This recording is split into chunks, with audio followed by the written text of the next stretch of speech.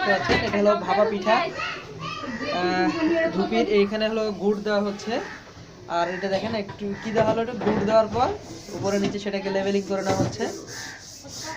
এবং এটা বাংলাদেশের একটা ঐতিহ্যবাহী হলো ভাপা পিঠা। ভাপা পিঠা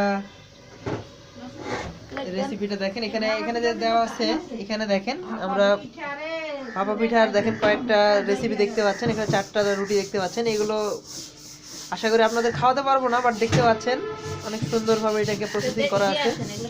এখানে দেখেন একটা প্রসেসটা পুরোটা দেখাবো। এই যে আমরা অলরেডি রেডি করে রাখছি, আর একটা অলরেডি এখানে রানিং চলতেছে। তো এখানে যেটা মূলত যেটা করতে হবে, এই ধরনের একটা হাঁড়ি লাগবে। হাঁড়ির উপরে এই ধরনের শেপ করা আছে, এবং এখানে গরম যে হাওয়াটা বেরোবে সেখান থেকে আপনার এই ভাপা পিঠাটা কাপড়ের মধ্যে দিয়ে এটাকে অ্যাড করে দেওয়া আছে। এর ভাপে এটা সিদ্ধ হয়ে যাবে, এবং তারপরে সেটাকে এই রেসিপিটা দেখালাম। আটাটা কিভাবে বানাতে হয় সেটা? আটার রেসিপিটা হলো, এটা চাউলের আটা আমরা মেশিনে গুঁড়ো করে নিয়ে আসছি মিল থেকে। নিয়ে এসে এখানে কি কি করা আছে, পানি দিয়ে আর লবণ দিয়ে আছে। পানি দিয়ে লবণ দিয়ে এটা মিক্সার করা। আপনারা ইচ্ছে করলে গুঁড়ো দুধ দিতে পারেন। গুঁড়ো দুধ দিতে পারেন, অনেকে আবার এই যে নারকেল দিচ্ছে সেটাও দিতে পারেন। তো দেখতে পাচ্ছেন এখানে আমরা একটু খুবই গরম, একটু হাত সাবধানে হাত দিবেন সবাই। এটাকে আমরা দেখেন রেখে দিচ্ছি এভাবে সুন্দর করে। এই যে দেখেন হাঁড়ি প্রক্রিয়াটা বের হচ্ছে, এই যে পানি দেওয়া আছে। আর এই পরের স্টেপটা দেখতে পাচ্ছেন বন্ধুরা, এই যে দেখেন এখানে নিয়ে আমরা কাপড়ের মধ্যে দিয়ে দিচ্ছি।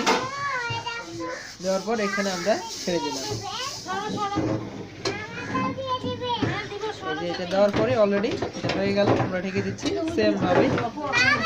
ভালো থাকবেন, থ্যাংক ইউ, আসসালামু আলাইকুম। দেখেন এই যে আমরা এখন এটাকে নিচ্ছি, নিয়ে প্রসেসিং করে আমরা এটা ভাঙতেছি। এতক্ষণ রেসিপি তৈরির রেসিপি দেখলেন, এখন এবার খাওয়ার রেসিপি দেখেন। আমার ভাগ্নে এই যে খাচ্ছে, একটু কেমন হয়েছে বলতো? তোমরা খাবে না একটা? বল। ভালো হয়েছে। ভালো হয়েছে। তো দেখেন এরা খুব মজা করে খাচ্ছে। সে অসাধারণ খেতে, সবাই আমরা সেই মজা করে। এখানে আরো অনেকে আছে, সবাইকে দেখাতে পারলাম না, বাট যারা সাবস্ক্রাইব করেন সাবস্ক্রাইব করেন। এই যে আমার মামা একটু হাই হাই বলে দে। High by. আর সালাম দিয়ে দে সবাইকে, সবাই নামাজের দাওয়াত দিয়ে দাও মামা। আসসালামু আলাইকুম। তো থ্যাংক ইউ বন্ধুরা, ভালো থাকেন, সুস্থ থাকেন, আর অবশ্যই অবশ্যই 5 ওয়াক্ত নামাজ পড়বেন। দেখা হবে নেক্সট কোনো ভিডিওতে ইনশাআল্লাহ। আজকের মতো এখানেই। আসসালামু আলাইকুম রহমতুল্লাহি ওয়া বারাকাতুহু।